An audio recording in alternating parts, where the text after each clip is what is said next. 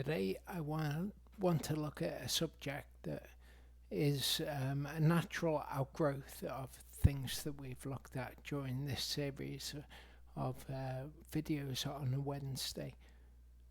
We've looked at ideas of faith and what faith really is, trusting in something, but this is kind of where the rubber meets the road, where what we think in our own minds and what we can conceive of, or possibly what we worry about, is superseded by what the word actually says, and then operating according to what the word says and not our own emotions.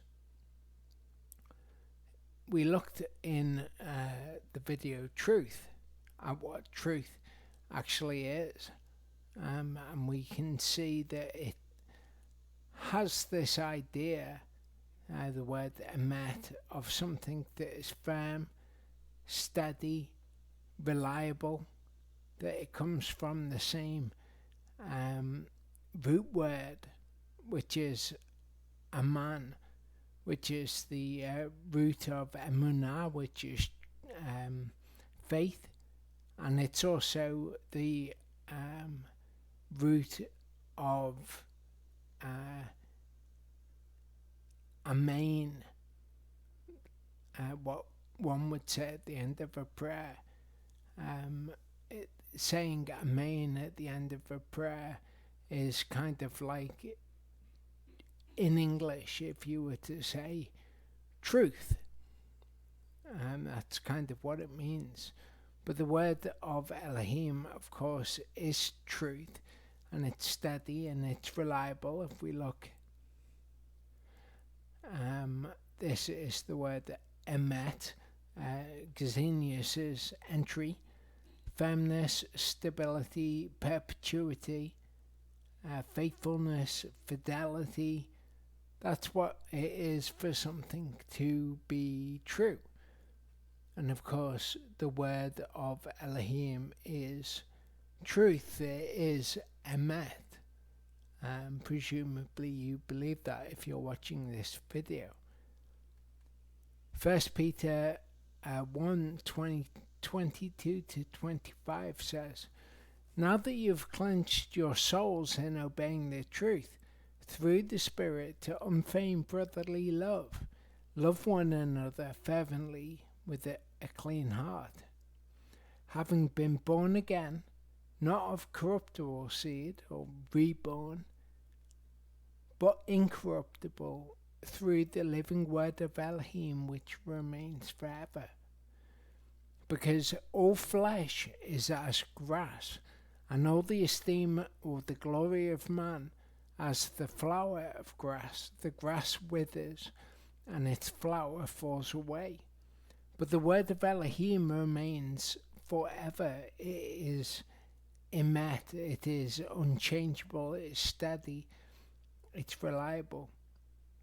Now, in the world, we can rely on the reasonings and the reckonings of the world, and we can fall away from that which is true, and we can not appreciate things through the filter of what is true, and appreciate things through the filter of the world, or through the snares of Hasatan, when he comes with something which is against the truth and tries to sway us towards that.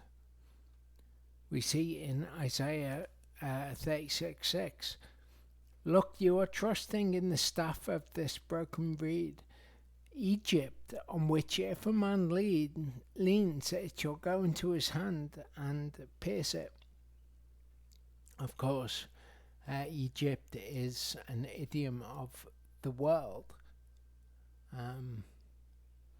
If we lean on the world to support us, we've got a vast array of ideas, competing ideas about what is true upon which to lean. But if we lean upon those things, it will not do us good in the end.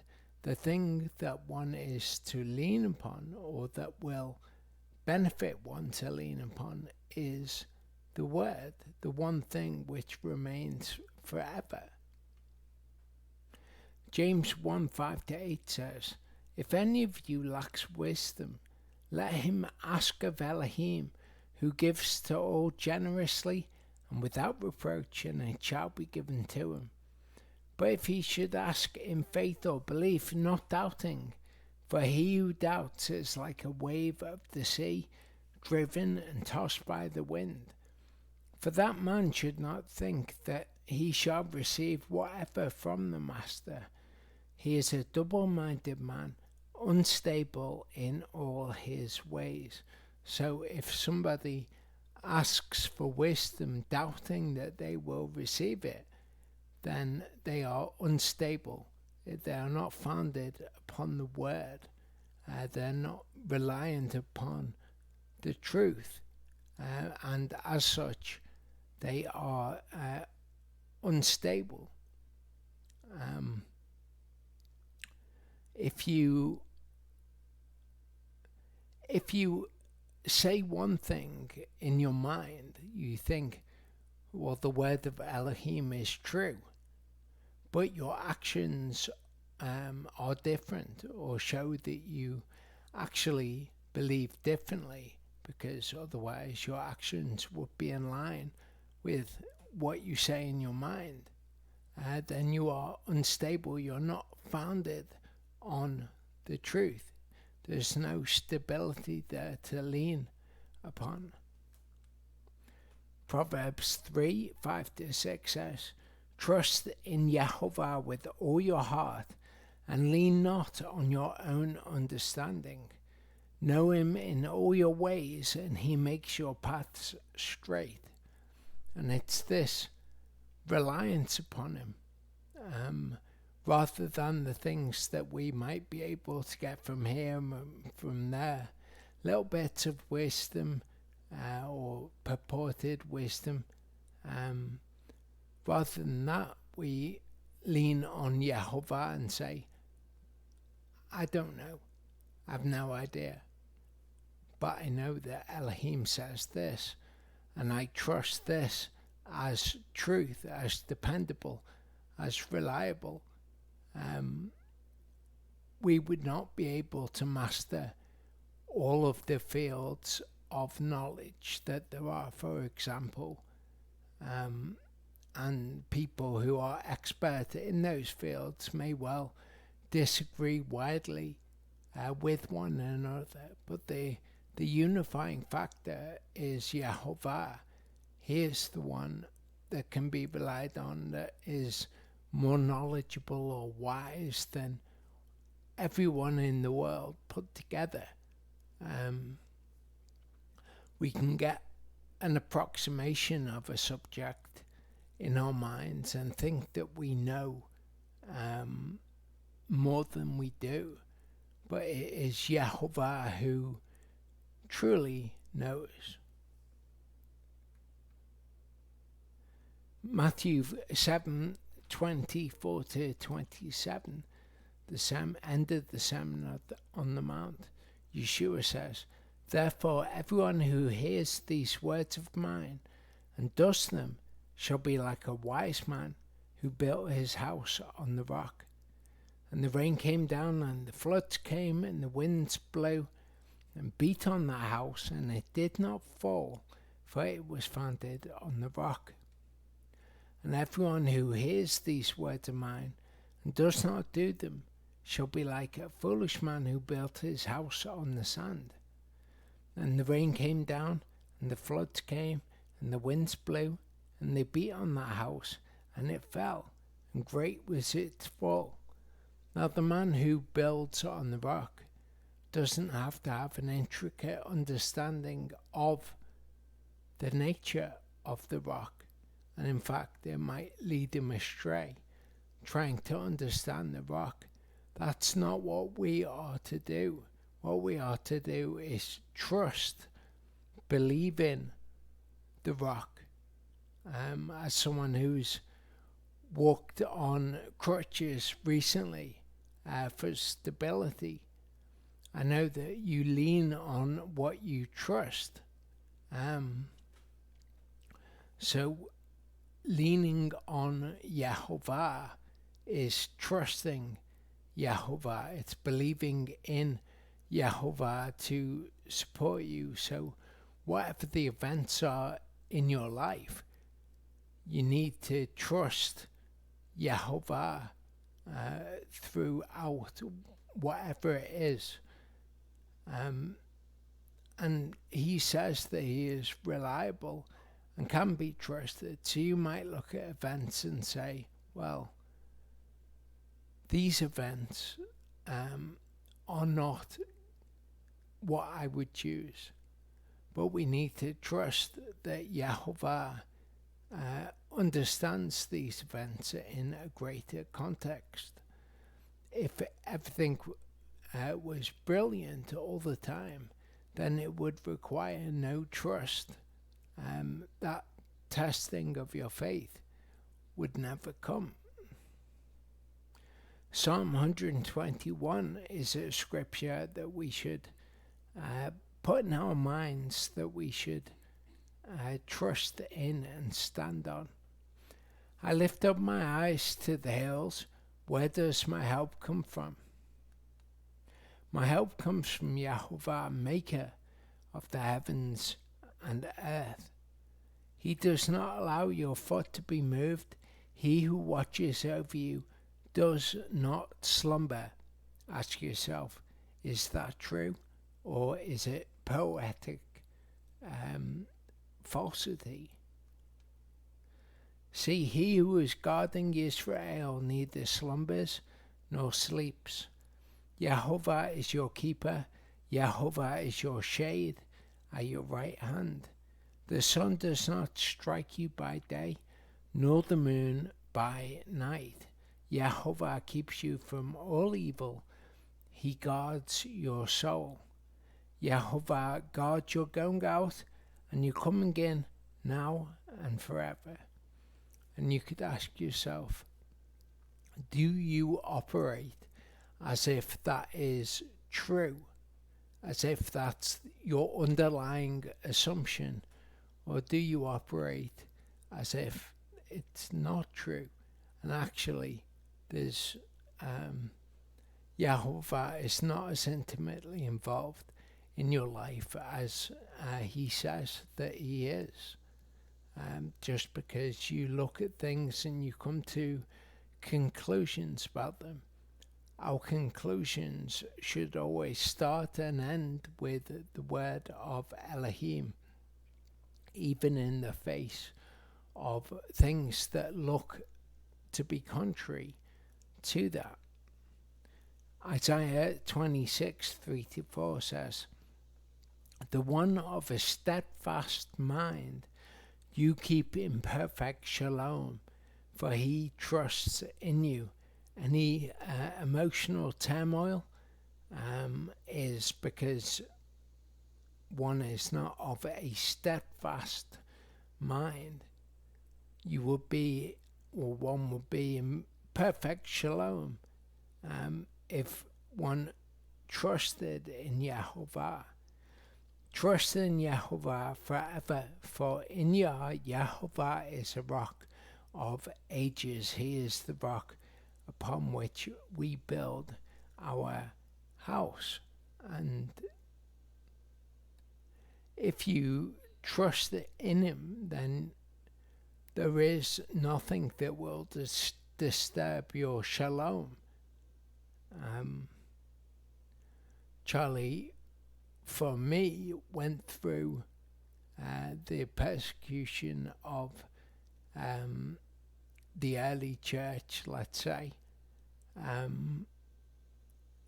in the Torah portion just past Torah portion Balak, if you want to go back and see it. But those people were in perfect shalom, even though the events which befell them were horrific. They were blessed, but they were of steadfast mind. They weren't double-minded. They were in perfect shalom through those events, and that's a blessing that the outside world would never appreciate, because they would think, well, if I was in that situation, I'd be a complete mess. Matthew 6:27-31 says, "And which of you by worrying is able to add 1 cubit to his lifespan? And why do you worry about clothing? Know well the lilies of the field, how they grow, they neither toil nor spin.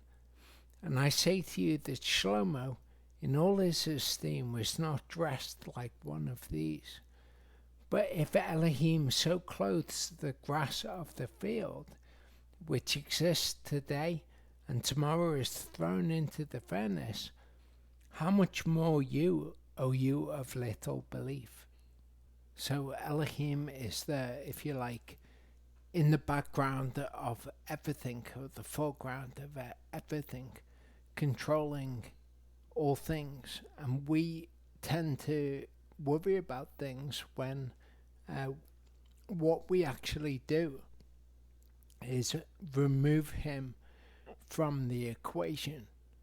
If we thought about the situation and we're worried about the situation, what we've actually done is take Yehovah out and removed him, because if he was there in the situation, you would presuppose a different outcome.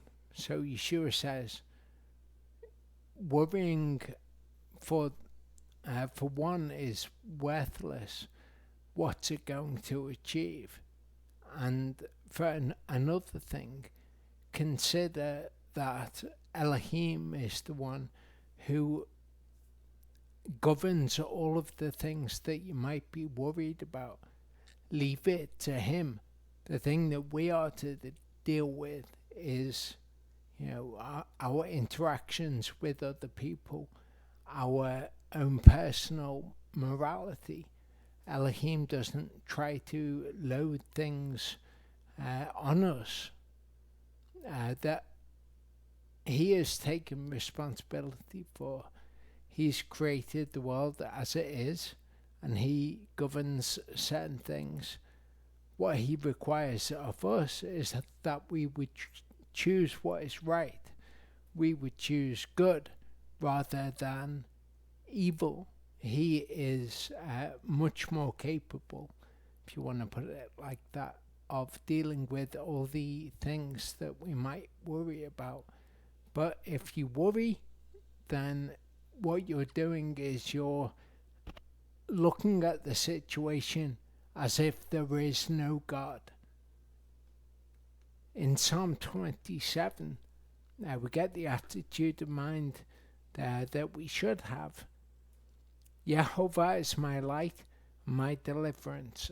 Whom should I fear? Yehovah is the refuge of my life. Whom should I dread?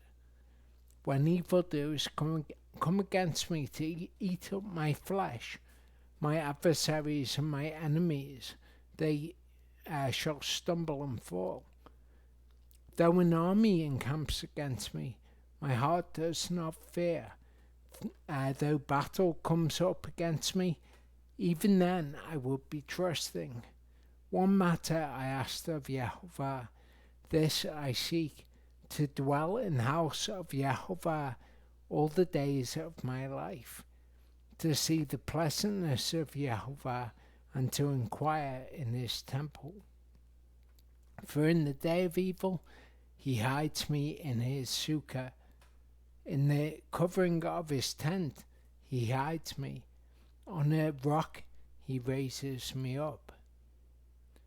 And now my head is lifted up above my enemies all around me, and I sacrifice in his tent with sacrifices of sounding I sing, yes, I sing praises to Yehovah. Hear, O Yehovah, when I cry with my voice, and show me favor or grace, and answer me. To my heart you have said, seek my face. Your face, Yehovah, I seek. Do not hide your face from me. Do not turn your servant away in displeasure. You have been my help. You do not leave me, nor forsake me, O Elohim of my deliverance or salvation. When my father and my mother have forsaken me, then Yehovah does take me in. Teach me your way, O Yehovah, and lead me in a smooth path because of my enemies. Do not give me over to the desire of my adversaries, for false witnesses have risen up against me, and they breathe out cruelty to me. What if I had not believed to see the goodness of Yehovah in the land of the living? Wait on Yehovah, be strong, and let him strengthen your heart. Wait, I say, on Yehovah, which is another important point. Yehovah does not work on our schedule. He works on his, and part of what he wants to achieve is that we would trust in him throughout adversity. Though an army was camped around us, we would believe that we could stand on his word and that we could triumph, because he has told us that he is with us. That is true faith, true belief. And as I said at the beginning, the idea of standing on the word is an outgrowth of such faith. Philippians 4:6-7 says, do not worry at all, but in every matter by prayer and petition, with thanksgiving, let your requests be made known to Elohim. And the peace of Elohim, which passes all understanding, shall guard your hearts and minds through Messiah Yeshua. So Paul says a number of interesting things here. He says to make your requests known to Elohim, and then essentially not to worry about it. But he mentions the peace of Elohim, which of course would be his shalom. It says it surpasses all understanding, and I think that this element of trusting in Yehovah does surpass all understanding. What I mean by that is I don't think that Elohim could explain to you how everything was going to turn out. We tend to think of things kind of one move at a time, whereas Elohim, if he was to explain what he was doing, he would need to take a small slice of what he was doing. That's how I think of it anyway. But regardless, the shalom of Elohim guards our hearts and minds. It is this feeling of peace, just knowing and trusting in Yehovah, which you could never replicate, you could never duplicate. It surpasses all understanding.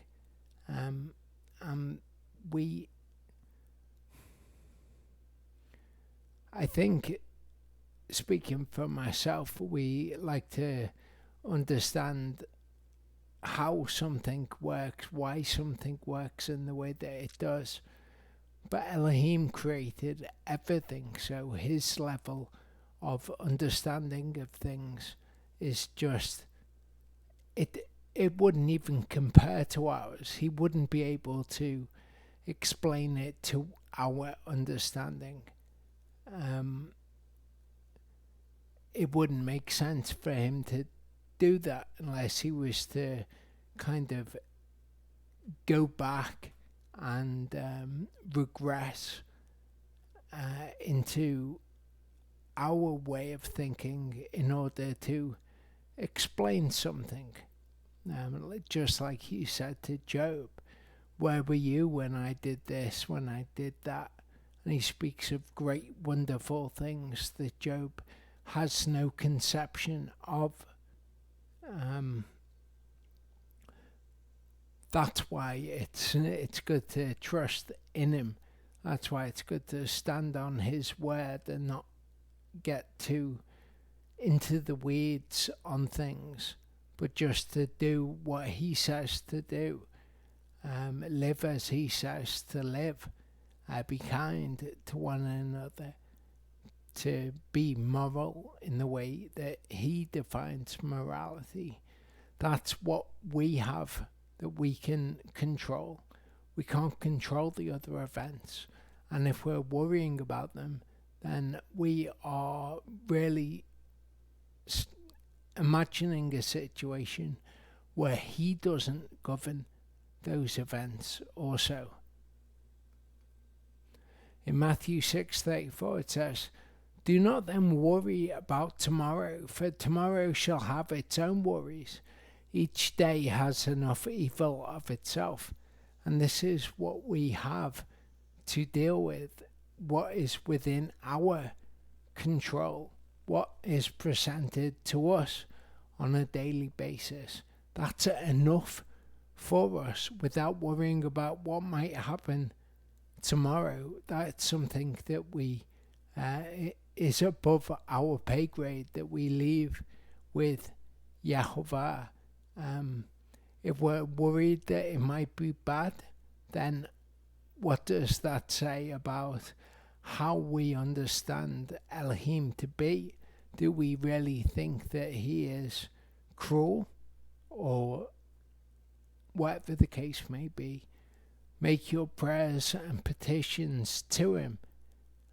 If a son asks for a fish, is YHVH the type that would give him a snake, to use Yeshua's example? Of course, we know academically what the right answer to that is, but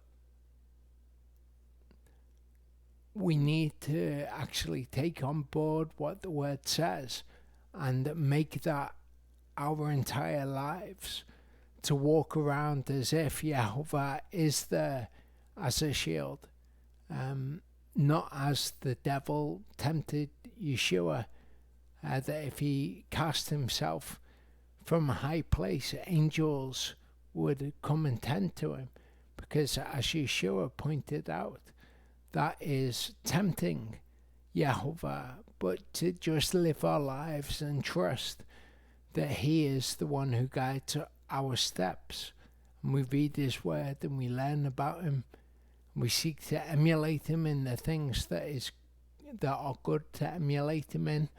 Obviously, we don't take wrath or vengeance upon people, whereas he can, but we seek to learn of Elohim and implement his word into our lives. In doing so, we take control of what we can take control of and leave everything else to him. It's really something that we have to take on board as a mindset. But this isn't an admonition against people who worry about things. All people worry about things.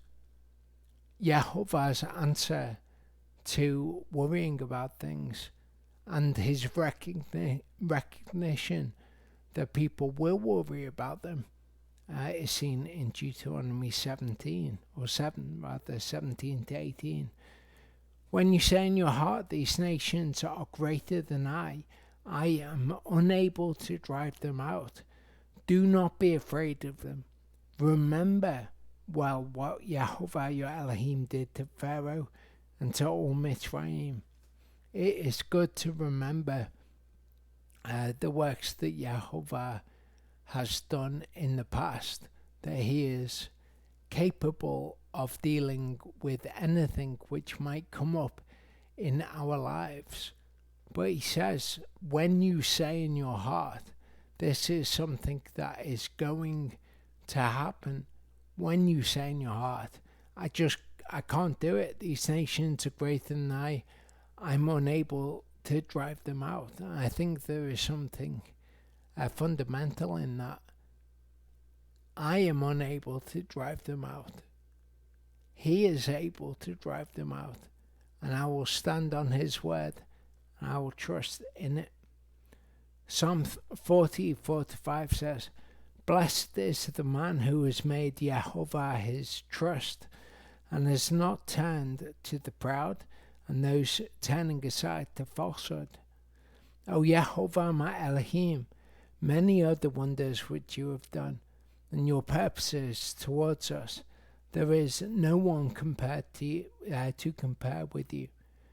I declare and speak, they are too many to be numbered. So it's all about his purpose.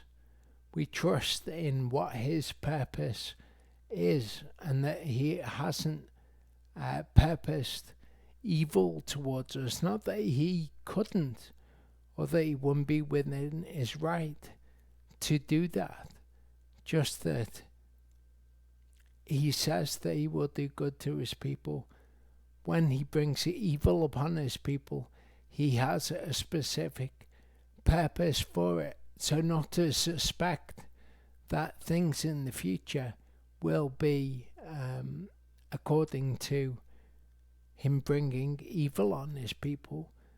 To know his character, to know how he is, and to trust in his name, to trust in his character, his reputation, his fame. Jeremiah puts it like this: Your words were found and I ate them, and your word was to me the joy and rejoicing of my heart, for your name is called upon me, O Yehovah Sabaoth. Psalm 36:5-9 says, O Yehovah, your kindness is in the heavens, and your trustworthiness reaches to the clouds. That's how he is. That's how we should expect him to deal with us. Your righteousness is like the mighty mountains. Your justices are a great deep. O Yehovah, you save man and beast. How precious is your kindness, O Elohim, and the sons of men take refuge in the shadow of your wings. They are filled from the fatness of your house, and you give them drink from the river of your pleasures. For with you is the fountain of life. In your light we see light, which is interesting as to whether that is talking about his spiritual light in whichever instance there. We don't know, but it's quite an image to have in our heads. In his light we see light. Psalm 16:8-11 says, I have set Yehovah always before me, because he is at my right hand. I am not shaken. Therefore my heart was glad, and my esteem rejoices. My flesh also dwells in safety. For you do not leave my soul in Sheol, neither your kind one to see corruption. You show me the path of life. In your presence is joy to satisfaction. At your right hand are pleasures forever. This is how Yehovah has revealed himself to be, and it's how we should apprehend him when we are thinking particularly of things in the future. He has given us great promises, and the things that are outside of our control are thankfully in his. Yehovah willing, I'll see you next week.